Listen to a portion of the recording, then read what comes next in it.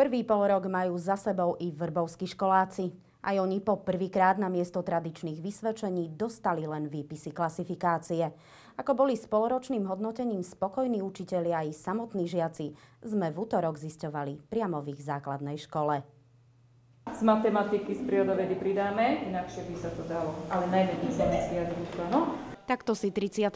januára prevzali z rúk triednych učiteľov svoje poloročné hodnotenia malí veľkí školáci. Ktorý sa ako usiloval, tak takéto výsledky dosiahol. No ale myslím si, že môžeme byť v celku spokojní. V tomto roku sa mi nedobre darilo. Čo si chceš zlepšiť, ktoré predmety?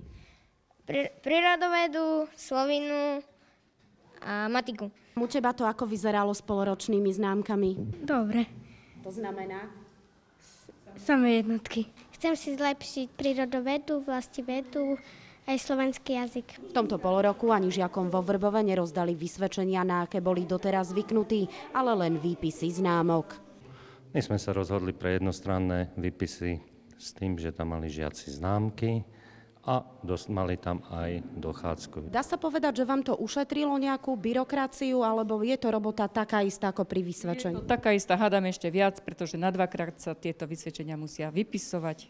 Akú úlohu zohrá výpis známok na miesto poloročného vysvedčenia u deviatakov, sme sa opýtali riaditeľa školy. Rozdiel tam není. Známky sú tam takisto ako v tom polročnom vysvedčení. Rozprával som s riaditeľmi stredných škôl a to povedali, že u nich smerodajné bude prihláška a výpis známok na prihláške, ktorý potvrdzuje riaditeľ školy, teda jeho správnosť, či sú tie známky zachované tam alebo nie. Ak by však stredná škola vyžadovala klasické vysvedčenie, na žiadosť rodičov ho takýmto žiakom vypíšu. Je to zdarma, aj tie výpisy, aj vysvedčenia. Vidíš ty v tom ako žiak deviatak nejaký rozdiel? Ani nie. Vážnosť má takú istú ako to predchádzajúce vysvedčenie. Niektoré školy, napríklad talentové skúšky, dievčatá, ktoré budú mať, takže tie potrebujú hlavne aj to polročné vysvedčenie.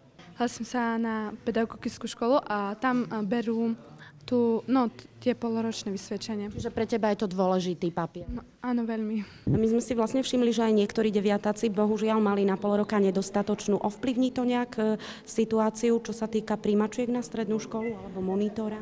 Záleží to už na type vybranej školy, ako sa škola rozhodne. Aké bolo tvoje vysvedčenie?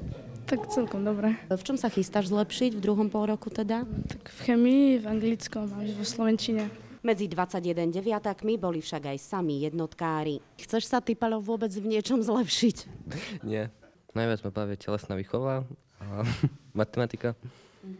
Kde by si chceli študovať po skončení deviatky? Gymnázium v Levoči. Máš síce čisté jednotky, ale predsa len čo bolo v tomto polroku také najťažšie? No tak slovenčina, lebo sa dosť pripravujeme na monitor, a aj matika tiež, lebo sa pripravujeme na monitor. No a samotné testovanie čaká aj vrbovských deviatakov 14. marca.